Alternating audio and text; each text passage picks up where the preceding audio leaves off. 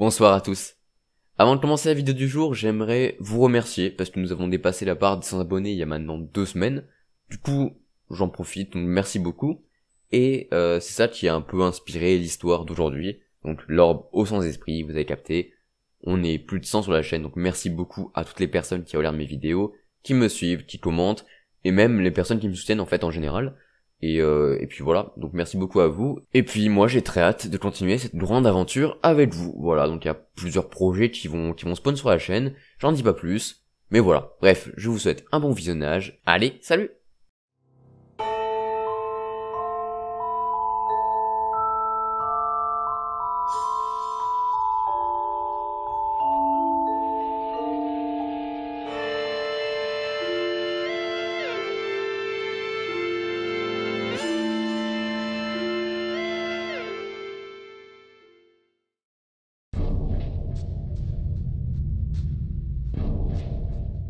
C'est peut-être bien un des objets les plus étranges observés dans ma carrière au sein du bureau. Un objet avec un pouvoir aussi bien mystérieux que terrifiant.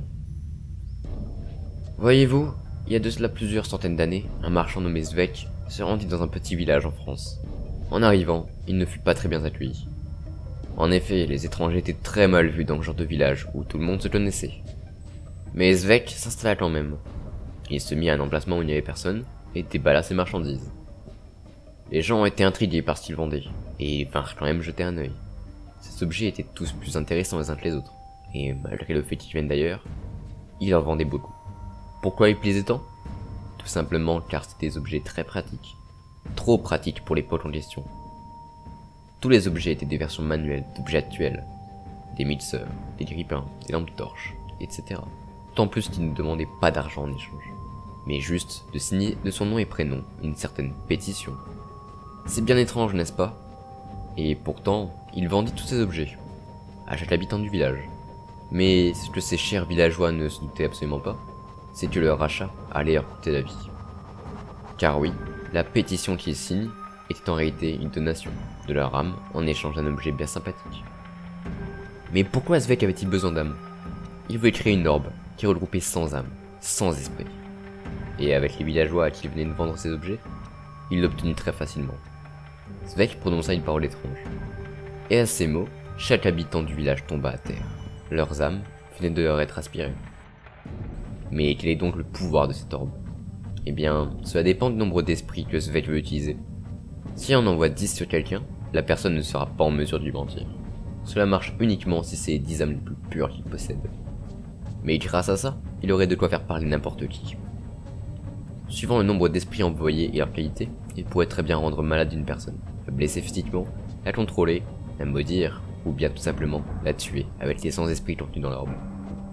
Une fois un esprit utilisé, il revient dans l'orbe, mais n'est utilisable que 2 mois plus tard. Mais Svek n'était pas idiot. Il ne voulait pas juste tuer tout le monde. Non. Ce qu'il voulait était servir son propre intérêt. En effet, pendant plus de 30 ans, il utilisa l'orbe à des fins purement personnelles. Et à sa mort, il légua cette dernière à son fils, puis il rejoignit lui aussi, les sans-esprits, enfermés dans l'orbe. Car oui, lorsque quelqu'un utilise l'orbe, il ne peut y avoir que 2 issues possibles pour son âme. Soit elle est elle aussi condamnée à être utilisée pendant toute l'éternité, soit elle se consume purement et simplement.